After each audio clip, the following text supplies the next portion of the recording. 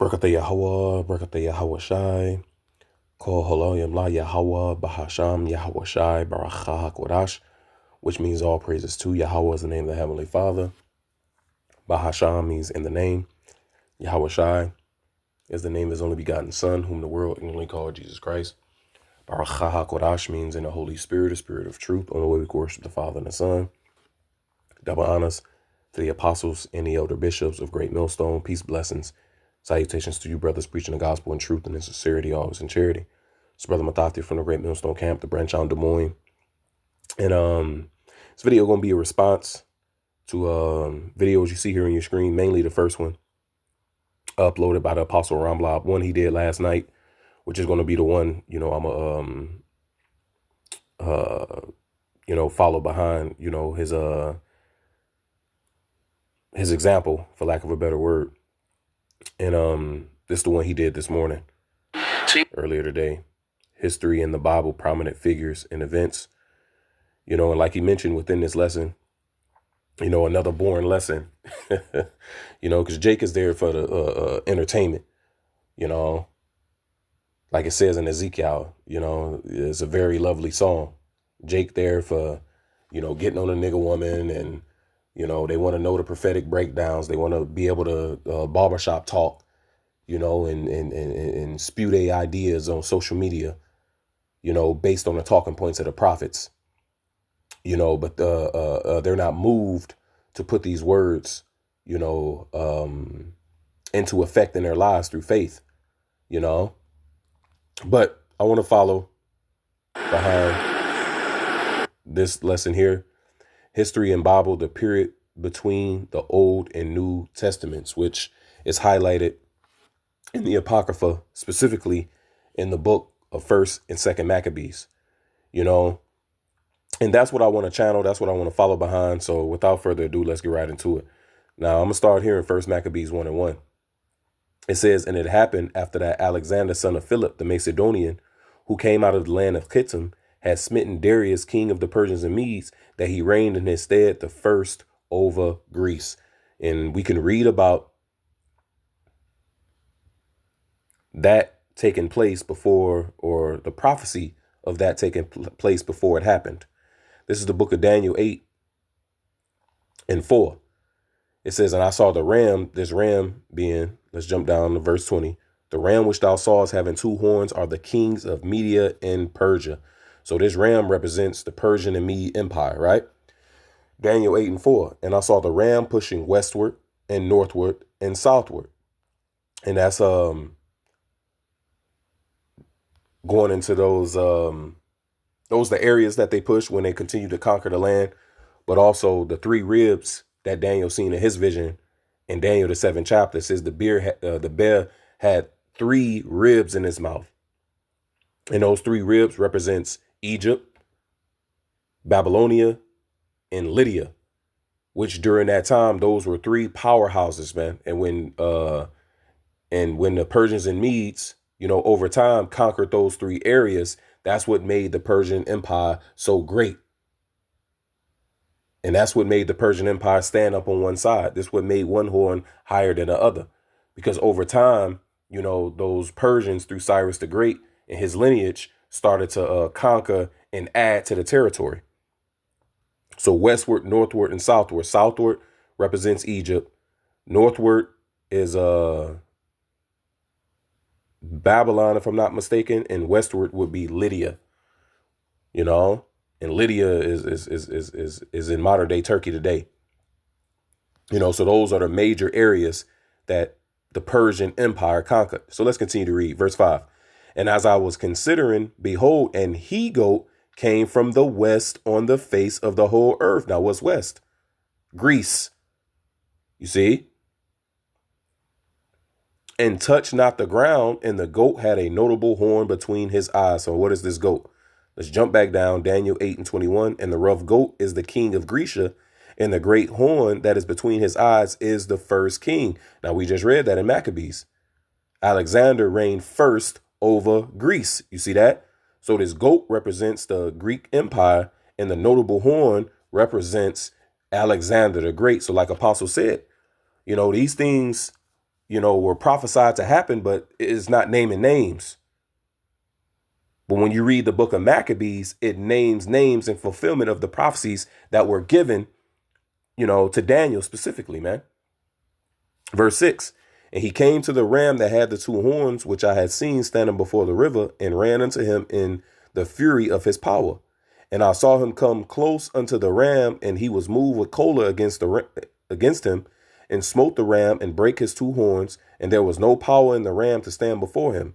But he cast him down to the ground and stamped upon him, and there was none that could deliver the ram out of his hand. And that was that last battle when you the defining battle between Alexander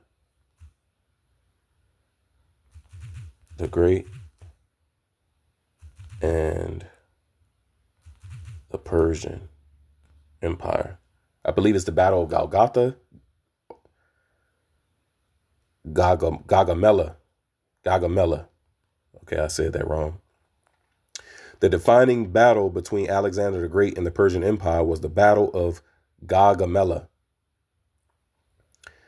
It says the Battle of Gaugamela, if I'm saying that right, also called the Battle of Arbela, took place in 331 BC between the forces of the army of Macedon under Alexander the Great and the Persian army under King Darius III. It was the second and final battle between the two kings and is considered to be the final blow to the Achaemenid Empire, resulting in its complete conquest by Alexander. You see? And it says smitten Darius in his first Maccabees. You see that? Darius, the king of the Persians and Medes. History knows him as Darius, King Darius III. You see? So as we go back to Daniel, so they like to call it the intertestamental period, where it's a time of great silence. And no, the word of the Lord was prevailing and being fulfilled as it always does, man. Right? So it says, verse 8, therefore the he-goat, right, being the Greek Empire led by Alexander the Great, waxed very great. And when he was strong, the great horn was broken. That's Alexander's death. We're going to highlight that in Maccabees. And for it came up four notable ones toward the four winds of the heaven. You see? Now, when you go into that history, let's go back to Maccabees. First Maccabees 1 and 2. And made many wars and won many strongholds and slew the kings of the earth.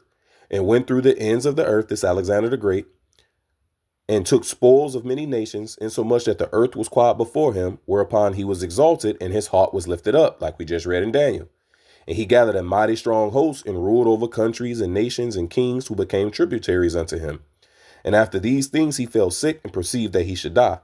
Wherefore he called his servants, such as were honorable and had been brought up with him from his youth, and parted his kingdom among them while he was yet alive. So Alexander reigned 12 years and then died, and his servants bare rule every one in his place. And after his death, they all put crowns upon themselves, so that their sons after them many years, and evils were multiplied in the earth.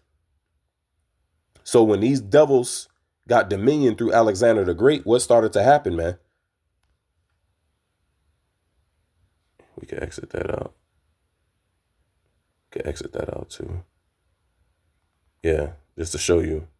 They call the intertestamental period the silent years, because there was no prophetic revelation. And we're going to show that it actually was, as the lesson continues through the Spirit, Lord's will. So let's go type this in. Evils were multiplied in the earth.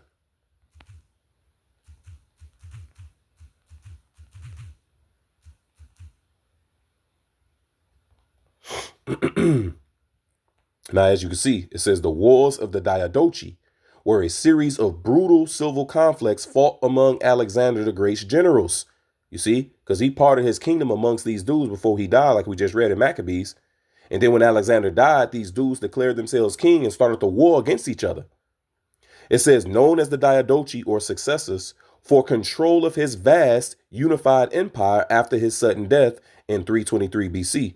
These wars permanently fractured the empire and birthed the Hellenistic age. So it goes into, the first war, the second war, the fourth war, And this is how those four notable horns, came about, because there was a allegiance, made, and, agreements that was made between these different generals that helped overthrow other generals, and ultimately, it led to four major generals coming out of that, man, which is Cassander, Lysimachus, Ptolemy, and Seleucid. See, at one point it was Antigonus, and he was mighty and he was doing a lot of damage during that time, but it wasn't prophesied for him to be a part of this, man. You see? So he had to get moved out of the way, So that's why in the end, Seleucid ended up being that fourth: Cassander, Lysimachus, Ptolemy, and Seleucid. Because Seleucid plays a very, very important, not the Seleucid man himself, but his lineage plays a very important point in our history, man, and according to prophecy. So back in Daniel 8:8, therefore the he-goat waxed very great, and when he was strong, the great horn was broken, and for it came up four notable ones toward the four winds of heaven. We told you those four generals that prevailed over the war of the Diadochi. The ones that ended up having those dominions was Ptolemy, which is Egypt of the south, Seleucid, which represents the Babylon, Syria, over Israel, Palestine, that area. Then you had Lysimachus and Cassander, which they ruled, Greece, and I want to say like Turkey.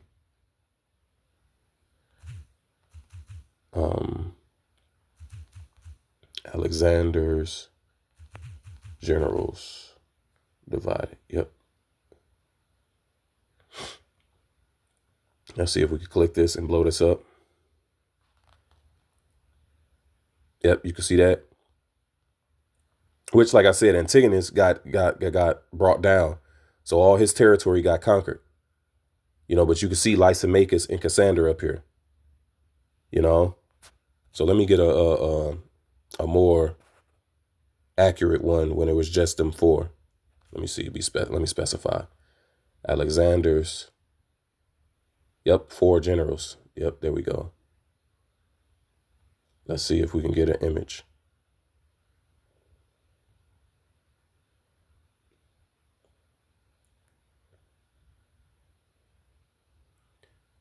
Yeah, so the yellow is Seleucid, the green is Ptolemy,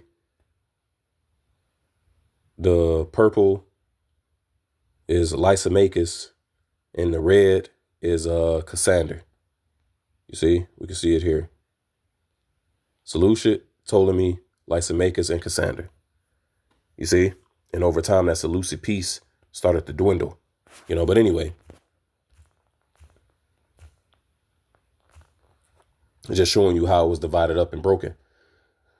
Verse 9, and out of one of them, right, one of those four notable horns, came forth a little horn, which waxed exceeding great toward the south and toward the east and toward the pleasant land. So this little horn represents, let's go back to Maccabees. So we back in 1 Maccabees 1 and 8 again. And his servants bare rule every one in his place. And after his death, they all put crowns upon themselves, so that their sons after them many years, and evils were multiplied in the earth. And there came out of them, Seleucid line specifically, a wicked root. This is that little horn that we just read in Daniel 8. Antiochus, surnamed Epiphanes, the son of Antiochus the king, Antiochus III, who had been an hostage at Rome, and he reigned in the 137th year of the kingdom of the Greeks. You see that? So this is very, very important history to understand, because it plays a big part in understanding the New Testament and the salvation that's being, opened up to these Gentiles. It says in those days, meaning what? In the days of Antiochus Epiphanes, there went out of Israel wicked men who persuaded many, saying, let us go and make a covenant with the heathen that are round about us. For since we departed from them, we have had much sorrow. So this device pleased them well. Then certain of the people were so forward herein that they went to the king, who gave them license to do after the ordinance of the heathen, Whereupon they built a place of exercise at Jerusalem according to the customs of the heathen, and made themselves uncircumcised, and forsook the holy covenant, and joined themselves to the heathen, and were sold to do mischief, right? So we can read about this in the book in more detail in the book of 2nd Maccabees, the 4th chapter. This is 2nd Maccabees 4:1. This Simon now, of whom we spake afore, having been a betrayer of the money and of his country, slandered Onias as if he had terrified Heliodorus and been the worker of these evils, right? So now when we go back to the chapter, it highlights Onias the high priest, who had a great hatred of wickedness, and he was godly in his manner, and he conducted himself uprightly in the ways of Yahweh Ba'Shem Yahushai, so that the Lord had favor on the land during the time of Onias's reign as high priest. So you had this guy by the name of Seleucid the fourth, Antiochus' older brother. And Salaki, it's so much history and there's so many things that, it's hard to keep track. Antiochus the fourth Epiphanes, who did he, his brother, because he took control of the kingdom after his brother died. Let's click this. Antiochus the fourth. Yep. Not the fourth. I'm sorry. Seleucid the fourth. You see? This is that Seleucid that we're going to read about and that we just read about in Maccabees, which is the son of Antiochus the third, which is Antiochus the fourth, big brother. And there's a lot of these dudes with the same name, and it can get confusing, But yeah, this is the guy that was ruling during the time that Onias was high priest. And so much that Seleucus of Asia of his own revenue bear all the costs belonging to the service of the sacrifices. But one Simon of the tribe of Benjamin, who was made governor of the temple, fell out with the high priest about disorder in the city. And when he could not overcome Onias, he got to him Apollonius, the son of Thrasus, who then was governor of Chaos, Syria, and Phoenice, and told him that the treasury in Jerusalem was full of infinite sums of money, so that the multitude of their riches, which did not pertain to the account of the sacrifices, was innumerable, and that it was possible to bring all into the king's hand. Now when Apollonius came to the king and had showed him of the money whereof he was told, the king chose out Heliodorus, his treasurer, and put him with a commandment to bring him the foresaid money. So if you're familiar with this story, he came to Jerusalem. He told Onias what he was there for, and he tried to enter into the temple, and the Lord sent forth, angels to beat that devil down, man. Right? And a lot of this history is written within Daniel, the 11th chapter. It talks about a collector of taxes in the book of Daniel 11.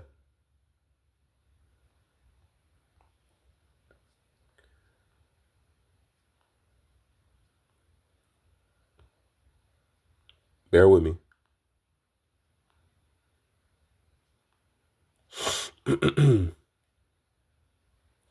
Verse 20. Then shall stand up in his estate a raiser of taxes in the glory of the kingdom, but within few days he shall be destroyed, neither in anger nor in battle. You see? So that raiser of taxes represents Seleucid, and how he sent, not Seleucid, I'm sorry. Yeah, Seleucid the fourth. And how he sent, what was that devil name? Salakia, man. I hope I ain't confusing. Seleucid, yeah, I know. My brain everywhere right now. Salakia, forgive me. And how he sent Heliodorus, man. So this is what this is talking about right here. And in his estate shall stand up a vile person, to whom they shall not give the honor of the kingdom, but he shall come in peaceably and attain the kingdom by flatteries. And this represents Antiochus, the fourth Epiphanes, because he wasn't the heir, or he wasn't supposed to reign, And if the Spirit allow, we'll speak on that as the lesson goes on. But reading this right here highlights, Heliodorus, how he within a few days, he shall be destroyed. He was beat down by those angels, neither in anger nor in battle, So, and also, is Heliodorus an historical figure? Yes, Heliodorus is a real historical figure, and the name actually refers to several notable historical individuals from antiquity. The Seleucid minister and chancellor. The most famous historical Heliodorus was a 2nd century BCE Greek chancellor or treasurer of King Seleucid IV Philopator. That's what we read of Seleucid. The Jerusalem temple event. According to the biblical book of 2nd Maccabees, Heliodorus was sent to Jerusalem to confiscate the treasury. The text describes him being miraculously stopped by heavenly horsemen or angels, is both. Yeah, it was an angel on a horse.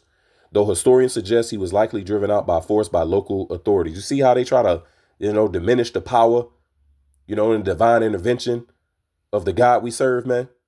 The written account is what actually took place. Assassination suspicions. Historical records note that Seleucus IV died around 175 BCE, and an ancient source suspect Heliodorus assassinated the king before briefly seizing control as regent. Now this is what they say, what certain ancient sources suspect, and scriptures don't speak on that. But when Seleucus IV died, Antiochus IV Epiphanes took the throne from his older brother, while Seleucus IV's son, Demetrius I, was captive in Rome. So when you read the book of Maccabees and you read how Antiochus IV Epiphanes ended up dying, then you had Demetrius come, which Demetrius, he's the son of Seleucus IV, the rightful heir. So when you read Maccabees and you see this war between Demetrius, Alexander, and these warring line, these are cousins. These are the sons of Seleucus IV fighting against the sons of Antiochus IV Epiphanes. You see? So these devils have always been, infighting and, and battling back and forth within each other. Right? But let's go back. It's a lot of history. But you can see it's all recorded within our history. See, there's a lot of things that was happening outside of Israel's viewpoint, for lack of a better word. See, when we read Maccabees, when we read these biblical accounts, they're telling you what happened through the eyes of our nation. But there's things that took place outside, like, for instance, the Syrian wars in Daniel the 11th chapter. A lot of those agreements that these devils was making with each other and a lot of things that was taking place, you don't find written anywhere else outside of what? Daniel 11, and lining up with secular history. But anyway, so now we know who this Simon is talking about, right? And how he is a betrayer of the money. He the one that lied and said that there's hella money in the treasury that could be taken by the king. So anyway, back in 2nd Maccabees 4:1. This Simon now, of whom we spake afore, having been a betrayer of the money and of his country, slandered Onias as if he had terrified Heliodorus and been the worker of these evils. Thus, when he was bold to call him a traitor that had deserved well of the city and tendered his own nation and was so zealous of the law. So here it is. This dude was falsely accusing, Onias, man. But when their hatred went so far that by one of Simon's faction murders was committed, Onias, seeing the danger of this contention and that Apollonius, as being the governor of Chaos-Syria and Phoenice, did rage and increase Simon's malice, he went to the king, not to be an accuser of his countrymen, but seeking the good of all, both public and private. For he saw that it was impossible that the state should continue quiet and Simon leave his folly unless the king did look thereunto. But after the death of Seleucus IV, when Antiochus called Epiphanes took the kingdom, this that wicked root, Jason, the brother of Onias, labored underhand to be high priest. So these are wicked niggas within our nation, man. Highlighting what we just read in Maccabees, the first chapter. First Maccabees, the first chapter. Promising unto the king by intercession 360 talents of silver, and of another revenue 80 talents. Besides this, he promised to assign 150 more if he might have license to set him up a place of exercise. That's what we read in 1st Maccabees. But in this 2nd Maccabees here, it's going into greater detail. You see? It says, and for the training up of the youth in the fashions of the heathen, and to write them of Jerusalem by the name of Antiochians. You see that? So this is very important history to understand. So as we translate into the New Testament, you hear Paul saying there's no difference between a Jew and a Greek. Why is he saying that?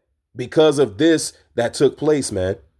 Which when the king had granted, had gotten into his hand the rule, he forthwith brought his own nation to Greekish fashion. You see? And the royal privileges granted of special favor to the Jews by the means of John, the father of Eupolemus, who went ambassador to Rome for amnesty and aid, he took away. And putting down the governments which were according to the law, he brought up new customs against the law. For he built gladly a place of exercise under the tower itself, and brought the chief young men under his subjection, and made them wear a hat.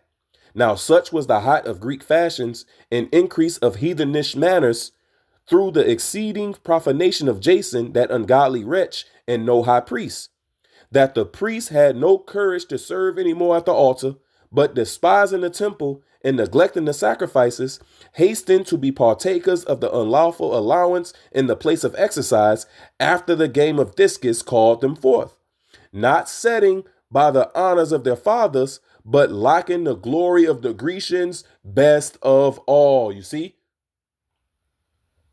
So this is highlighting, once again, what we read in 1 Maccabees 1. So it says, let's read it again. In those days, there went out of Israel wicked men who persuaded many, saying, let us go and make a covenant with the heathen that are round about us. For since we departed from them, we have had much sorrow. So this device pleased them well. Then certain of the people were so forward therein, Jason being one of them, that they went to the king, who gave them license to do after the ordinance of the heathen.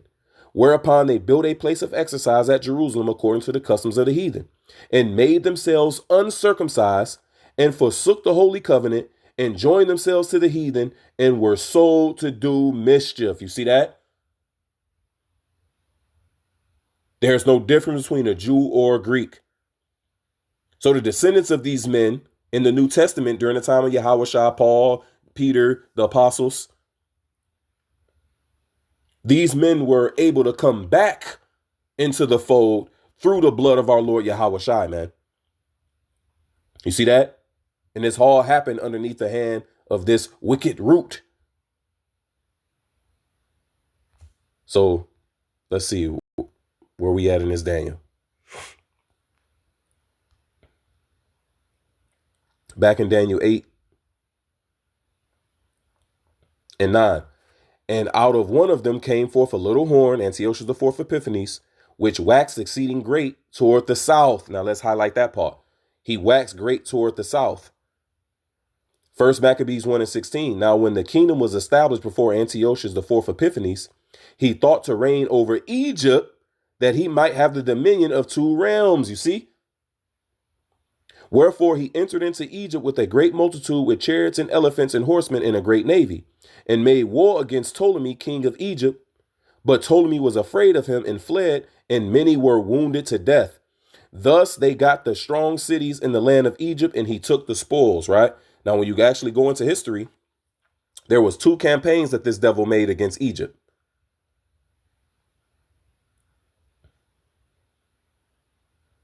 Damn, where did I have that at? Don't tell me I closed that out. Don't tell me I closed that out. Damn. Let me see. I did close it out. Doggone it. So what did I look up?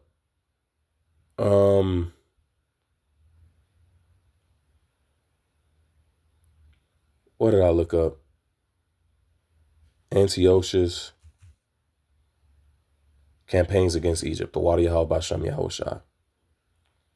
Now it says Antiochus the fourth Epiphanes invaded Ptolemaic Egypt twice, between 170 and 168 BCE during the 6th Syrian War, which once again, you can read that in Daniel the 11th chapter, nearly conquering the entire country before Roman intervention forced them to withdraw. First campaign, Egypt declared war on the Seleucid Empire to reclaim Cold Syria. Antiochus IV defeated the Egyptian army near Pelusium, captured the city, and advanced into Egypt. He captured his young nephew, King Ptolemy VI Philometor, and allowed him to rule from Memphis as a puppet king to avoid alarming Rome. Alexandria resisted and crowned Ptolemy VI's brother, Ptolemy VIII Euergetes, prompting Antiochus to withdraw a main garrison while leaving Egypt divided. You see?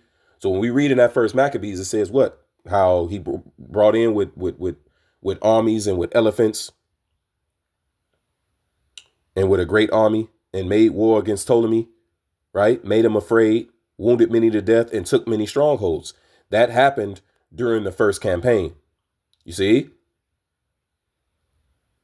So this is when the kingdom was firmly established under the hands of this devil. So that's what moves us to now, 2 Maccabees 4. You know, because when we continue to read down on what we read, you had Jason, which is Onias the high priest's brother. He bought the priesthood, you know, and brought his nation into Greek fashion. You know, so you have this other guy by the name of Menelaus, right? Verse 23, 3 years afterward, Jason sent Menelaus, the aforesaid Simon's brother. So this dude Menelaus is Simon's brother. Simon, the same Benjamite who went and lied about the treasures in the temple, which had Heliodorus come to Jerusalem and get his ass beat. So these are all wicked niggas here, man. This nigga Simon and this nigga Menelaus and Jason, the brother of Onias, man. Onias is the only righteous man. This nigga Jason, his brother, is wicked. Menelaus and Simon from the tribe of Benjamin, these niggas is wicked. And look at the chaos that they're doing within our nation. So it says, 3 years afterward, Jason sent Menelaus, the aforesaid Simon's brother, to bear the money unto the king and to put him in mind of certain necessary matters. But he brought to the presence of the king, when he had magnified him for the glorious appearance of his power, got the priesthood to himself, offering more than Jason by 300 talents of silver. You see that? So this whole ass nigga Menelaus, which is of the tribe of Benjamin, Simon's brother, went and bought the priesthood from Jason, whole ass, man. So the Lord had this nigga Menelaus do to Jason what Jason did to his own brother Onias. So he came with the king's mandate, bringing nothing worthy of the high priesthood, but having the fury of a cruel tyrant and the rage of a savage beast. Then Jason, who had undermined his own brother, being undermined by another, was compelled to flee into the country of the Ammonites. So these are two whole ass niggas who are fighting to have dominion, you know, over our country. And they're bringing, and these are hateful murderers of their own people, and they're bringing Greek fashion and customs unto our people, man. So now I want to jump over to the point. About the same time, Antiochus prepared his second voyage into Egypt. You see? So this is when what we just read, his second campaign, is when Alexandria made Ptolemy VIII a co-ruler with his brother, man. So the puppet king was taken away. The return. Realizing the Ptolemy brothers had reconciled to form a joint government, Antiochus launched a second invasion because he didn't have influence anymore, right? So back in 2 Maccabees 5 and 2. And then it happened that through all the city for the space of almost 40 days, there were seen horsemen running in the air in cloth of gold and armed with lances like a band of soldiers. So they seen the chariots, man, signs in the sky, right? And troops of horsemen in array, encountering and running against another, with shaking of shields and multitude of pocks and drawing of swords and casting of darts and glittering of golden ornaments and harness of all sorts. Wherefore every man prayed that that apparition might turn to the good. Now when there was gone forth a false rumor as though Antiochus had been dead, Jason took at the least 1,000 men and suddenly made an assault upon the city. And they that were upon the walls being put back, and the city at length taken, Menelaus fled into the castle. So here it is. This is Jason, a whole ass nigga that undermined his brother, is fighting against Menelaus, the whole ass nigga that undermined Jason. You see? So these is two wicked niggas causing chaos and uprising in our land.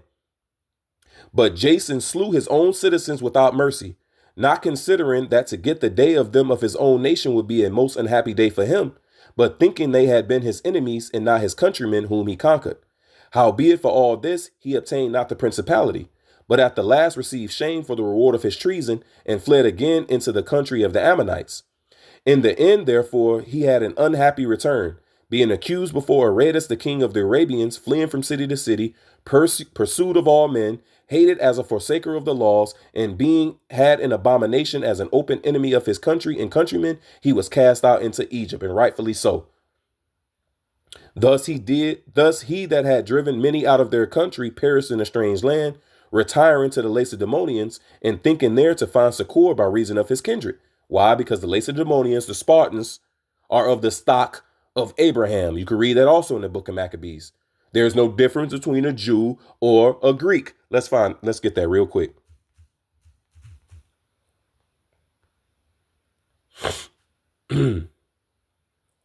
First Maccabees 12 and 21. It is found in writing that the Lacedaemonians and Jews are brethren, and that they are of the stock of Abraham, highlighting that there were Greeks who are descendants of Abraham, Isaac, and Jacob. Hence, First Corinthians, the 10th chapter, where it says, all of our fathers were under the cloud, all of our fathers passed through the sea. Paul was writing that unto the church of Corinth. Corinth is located in Greece. Very important history to understand, right? So it says, verse 10, and he had cast out many unburied, had none to mourn for him, nor any solemn funerals at all, nor sepulchre with his father. So that's the result. That was the end of Jason, the whole ass nigga. Now, this is the point. Verse 11. Now, when this that was done came to the king's call, he thought that Judea had revolted. So because of these whole ass niggas fighting against each other, word got to King Antiochus' bitch ass. He thought Judea had revolted. Whereupon, removing out of Egypt in a furious mind, he took the city by force of arms. Now, this is going to line up exactly with what we're reading in First Maccabees 1. So after the first campaign, which he was victorious, he thought to enter into Egypt again. But during his second campaign, what happened? The day of Eleusis, or however you say it, as Antiochus marched on Alexandria, he was met by Roman ambassador Gaius Pompilius Lianus. Pompilius famously drew a circle in the sand around the Seleucid king and demanded an answer to Rome's ultimatum before Antiochus stepped out of it. Antiochus agreed to withdraw. You see, forced to abandon his conquest, a humiliated Antiochus marched back through Judea, where unrest led him to sack the temple in Jerusalem, ultimately sparking the Maccabean revolt. You see that? And we're going to read that according to our history. Was written in our book. But we're highlighting that this nigga's second campaign, the Romans intervened. And once again, this is all prophetically spoken about. This Daniel 11.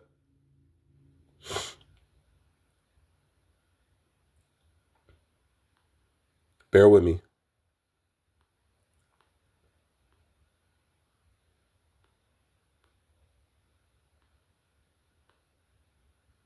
Verse 30. This Daniel 11, I started 29. And at the time appointed, he shall return and come toward the south, but it shall not be as the former or as the latter. You see? For the ships of Kittim, represents Gaius Lianus, the ambassador of Rome that came and stopped his ass, shall come against him. Therefore he shall be grieved and return and have indignation against the holy covenant. So shall he do. He shall return and have intelligence with him that forsake the holy covenant. So it says he shall have intelligence with him. So let's go back and read this. 2 Maccabees 5 and 11. Now when this that was done came to the king's call, he thought that Judea had revolted. Whereupon, removing out of Egypt in a furious mind, he took the city by force of arms, and commanded his men of war not to spare such as they met, and to slay such as went up upon the houses. Thus there were killing of young and old, making away of men, women, and children, slaying of virgins and infants. And there were destroyed within the space of 3 whole days 80,000, whereof 40,000 were slain in the conflict, and no fewer sold than slain. Yet was he not content with this, but presumed to go into the most holy temple of all the world. Menelaus, the traitor to the laws into his own country, being his God. That's what we just read in Daniel 11. He shall have intelligence leading him. This whole ass nigga right here. And taking the holy vessels with polluted hands and with profane hands, pulling down the things that were dedicated by other kings to the augmentation and glory and honor of the place, he gave them away. And so haughty was Antiochus in mind that he considered not that the Lord was angry for a while for the sins of them that dwelt in the city, and therefore his eye was not upon the place. For had they not been formerly wrapped in many sins, right? See, this is how we know that sin is our downfall, and Esau knows that today. And so it says, if the nation of Israel was not wrapped in all their sins, this man, being Antiochus IV, as soon as he had come, had forthwith been scourged and put back from his presumption, as Heliodorus was, whom Seleucid the king sent to view the treasury. So the Lord was like, look, if we was right in his sight, when Antiochus IV came and did what he did, he'd have got his ass whooped just like Heliodorus did. But what was happening?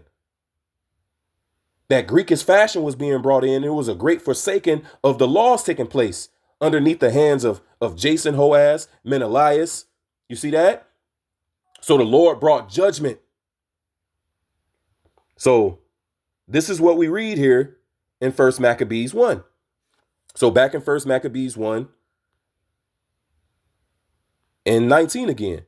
Thus they got the strong cities in the land of Egypt, and he took spoils thereof. Now keep in mind, that was the first campaign. The second campaign, verse 20. And after that Antiochus had smitten Egypt, he returned again in the 143rd year. Now keep that in mind. The 143rd year of the kingdom of the Greeks.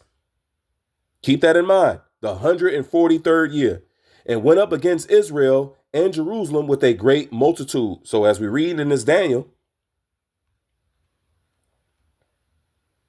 it says he shall wax great toward the south. That was Egypt. We showed that. And toward the east, we're going to get to that. And toward the pleasant land.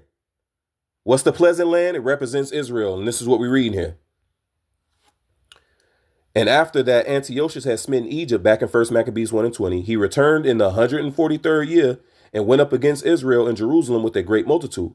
And he entered proudly into the sanctuary and took away the golden altar and the candlestick of Lot and all the vessels thereof, and the table of the showbread and the pouring vessels and the vials and the censers of gold and the veil and the crown and the golden ornaments that were before the temple, all which he pulled off. He took also the silver and the gold and the precious vessels. Also, he took the hidden treasures which he had found.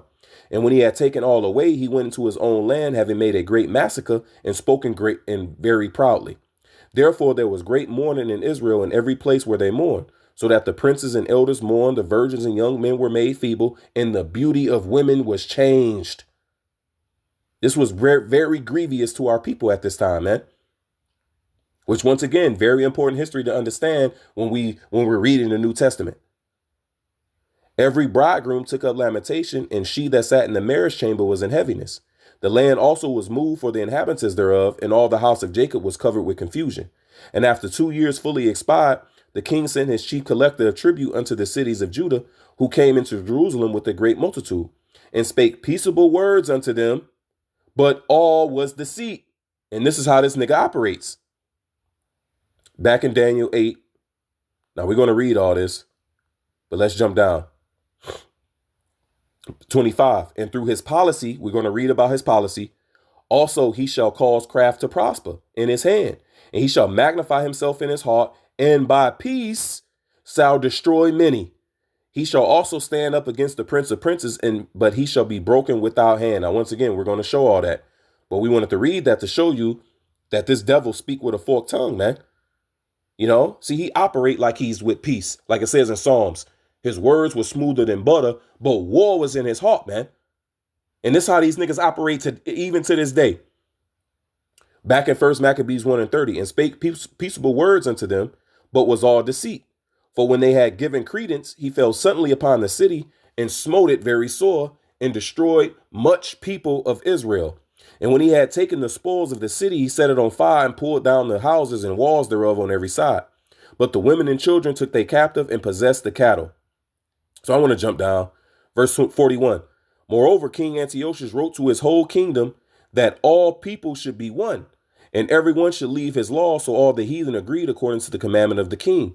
Yea, many also of the Israelites consented to his religion and sacrificed unto idols and profaned the Sabbath. And this is what we just read in Daniel 8 concerning his policy. So now let's go back up. This is Daniel 8.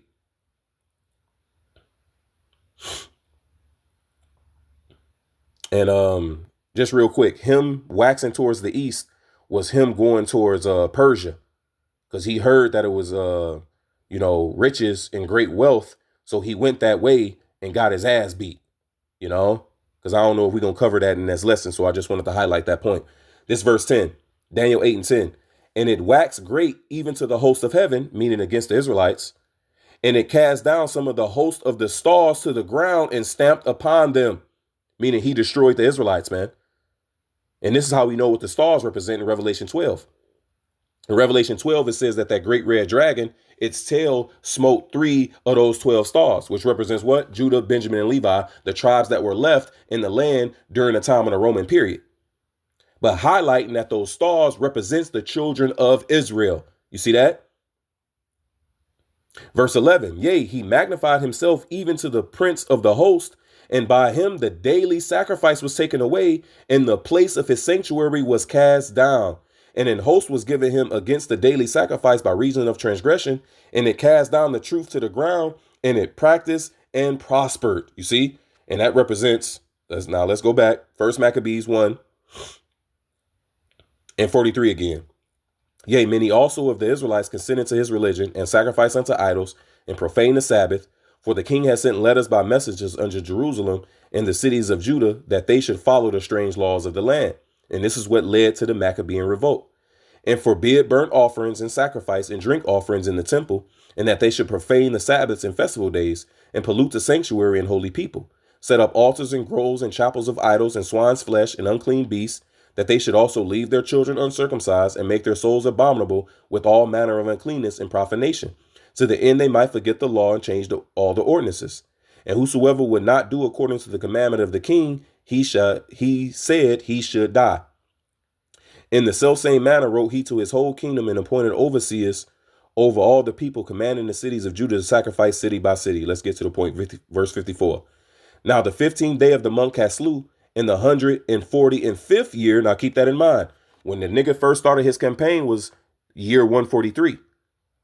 43, 44, 45. So that's a 3-year period, you right? To the time where he defiled the temple. Now the 15th day of the month Caslu, in the 145th year, they set up the abomination of desolation upon the altar and builded idol altars throughout the cities of Judah on every side, and burnt incense at the doors of their houses and in the streets. And when they had rent in pieces the books of the law, which they found, they burned them with fire.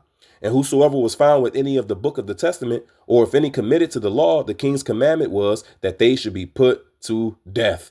You see? So this was grievous upon our people, man.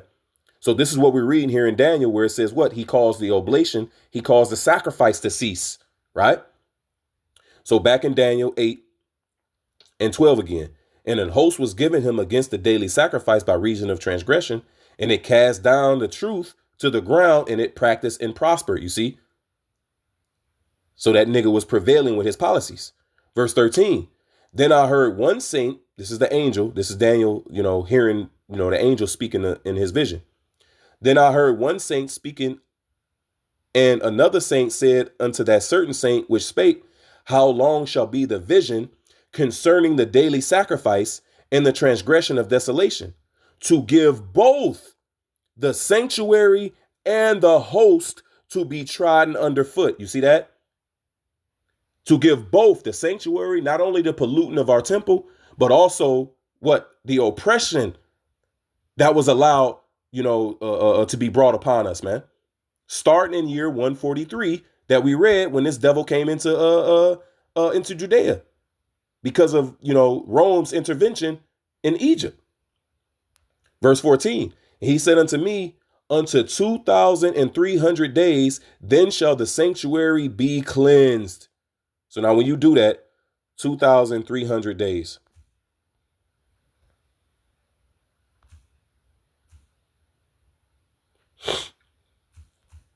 $2,300 days. 6.3 years. So we're going to round that to what? 6 years. You know? So in the vision, it was what? 6 years that what? That the host would be trodden down and the sanctuary would be made desolate. Now, was the sanctuary made desolate for the entire 6 years? No. It started with the host being cast down in year 143 with Antiochus when he first came and entered the temple. That was us being oppressed. We read about his chief tax collector 2 years later, came peaceably, and yet he killed many people. It was all deceit. Then in 145, he came and forced our people to eat swine, desecrated the temple, right? And when was the temple cleansed? First Maccabees 3. Just get straight to the point, because I don't want to make this longer than what it is. You know, I was moved in the spirit. You know, I was charged hearing Apostle Ramlab, you know, and in my mind, I'm like, man, I got to respond to it. You know, I'm not sure if the apostle thought it, but in my spirit, you know, it was like, bro, the apostle, no, I'm gonna respond to this. But this first Maccabees, I want to get straight to the point. Is it the third chapter or am I thinking of the second? No, it's the fourth. It's the fourth chapter. Because it says, look at the self same day.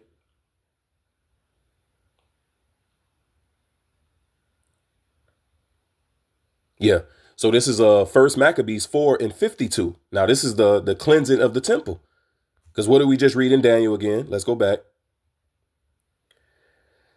Daniel 8:14, and he said unto me, unto 2,300 days, then shall the sanctuary be cleansed, the feast of dedication, right? That winter feast that our Lord Yahushua himself kept. First Maccabees 4:52. Now on the 25th day of the 9th month, which is called the month Caslu, in the 148th year, they rose up betimes in the morning, right? So when was it desecrated? In 145. When was it cleansed? In 148. You see? So that was a 3-year period where the temple was polluted. But 6 years overall from the start of the host being cast down. You see? Going to the prophecy being fulfilled in Daniel, the 8th chapter. So it wasn't no silent time, or it wasn't no, you know, the Lord was dealing, and he was dealing mightily with our people in through the hands of Matthias, the Maccabees, and his sons, but also the judgment that was put upon our people for all the wickedness that they were committing, man. And offer sacrifice according to the law upon the new altar of burnt offering which they had made. Look at what time and what day the heathen had profaned it. Even in that was it dedicated with songs and cisterns and harps and cymbals. You see? And it says what? And so they keep the dedication of the altar 8 days. You see that? And then came, you know, that nigga's death. You know, we can read that in 2 Maccabees. I believe it's the 9th chapter. And 2 Maccabees 9:1. And at that time came Antiochus with dishonor out of the country of Persia. That's him going east. For he had entered the city called Persepolis and went about to rob the temple and to hold the city. Whereupon the multitude running to defend themselves with their weapons put them to flight. And so it happened that Antiochus being put to shame, the inhabitants returned with shame. Now when he came to Ecbatane, news was brought him what had happened unto Nicanor and Timotheus, getting their ass whooped, you know, by Judas Maccabees and his brethren. Then swelling with anger, he thought to avenge upon the Jews the disgrace done unto him by those that had made him flee. Therefore commanded he his chariotmen to drive without ceasing and to dispatch the journey. The judgment of the Most High now following him, for he had spoken proudly in this sort, that he would come to Jerusalem and make it a common burying place of the Jews. But the Almighty Lord, this is that Daniel where it says he shall be smoten without hand, that Daniel 8:25. Let's read it again. It says, he shall also stand up against the prince of princes, but he shall be broken without hand. And this is how the Lord broke this devil. But the Lord Almighty, the power of Israel, smote him with an incurable and invisible plague. For as soon as he had spoken these words, a pain of the bowels that was remediless came upon him in sore torments of the inner parts, man. You know, and the worms rose out of that nigga body, right? His flesh fell away so that his smell was noisome among all his army, and nobody could endure his intolerable stink, not even himself. And then that's when he started to humble himself, man. And he started to realize this is being brought upon me because of the deeds that I've did unto those Israelites. You can read that in First Maccabees. What's that? The 6th chapter? You know? See, because Second Maccabees goes into detail, you know, what First Maccabees briefly, you know, mentions. It's First Maccabees 6 and 8. Now, when the king heard these words, he was astonished and sore moved, whereupon he laid him down upon his bed and fell sick for grief, because it had not fallen him as he looked for. And there he continued many days, for his grief was ever more and more, and he made account that he should die. Why? Because he had that plague. See, in First Maccabees, it doesn't highlight that plague he had. In Second Maccabees, it goes into detail. But it says what? This is him speaking. But now I remember the evils that I did at Jerusalem, and that I took all the vessels of gold and silver that were therein, and went to destroy the inhabitants of Judea without a cause. I perceive therefore that for this cause these troubles are come upon me, and behold, I perish through great grief in a strange land.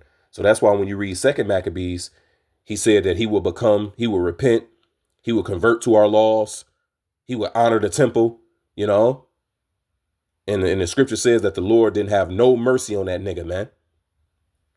You see? Because there's no repentance for Esau. You know? But I just want to highlight that history. Specifically here in Daniel, the 8th chapter, in certain parts of Daniel, the 11th chapter.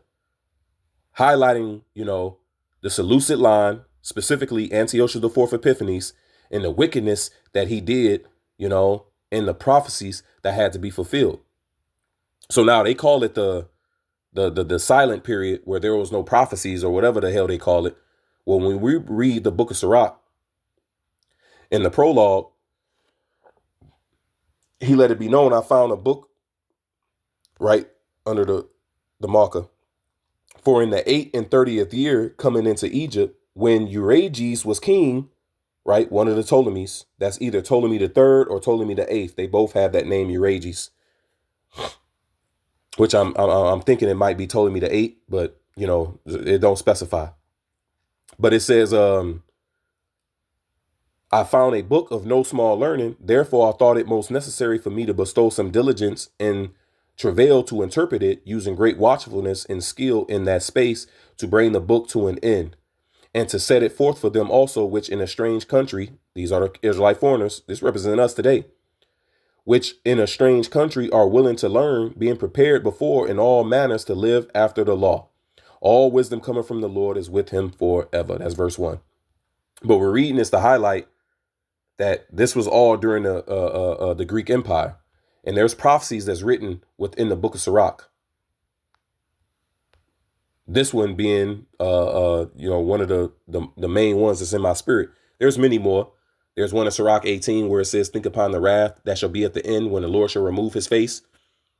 You know, his face represents his presence. His presence is in the form of the Holy Spirit. The Holy Spirit is only given through what? Through prophesying, man. You can read that in Ezekiel 37 and Revelation 11. So when the Lord would draw his men, that's him removing his face. And it's going to get bad out here for you people. You know? But in Sirach 36, it says, rise up indignation, make new signs, you know, give testimony unto those that thou hast heard from the beginning.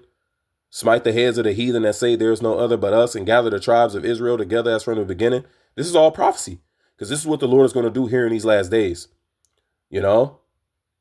So they call it the silent years, and, you know, that's not true, man. So I just wanted to highlight that, you know, and yeah, I think that's it. So that's a good place to close it. Hopefully, you know, I didn't leave nothing untouched what I thought to put forth through the Spirit. I believe that's it. So anyway, I'm gonna end it there. I think that's good enough anyway. Through the Spirit, I pray and hope this was edifying. The Wadi Yahweh, Bahasham Yahweh Shai, for giving me the Spirit to do this lesson. I'm gonna give all praises, honor, and glory to Yahweh, Bahasham Yahweh Shai, Barakah HaKodash. Double honors to the apostles and the elder bishops of Great Millstone. Peace, blessings, and salutations to you brothers who are preaching the gospel in truth, in sincerity, always in charity, who's right, live, in the word of truth, directly and correctly. Peace, blessings, and salutations to you brothers, you few sisters that's listening and learning in silence as well. And I'm going to say shalom.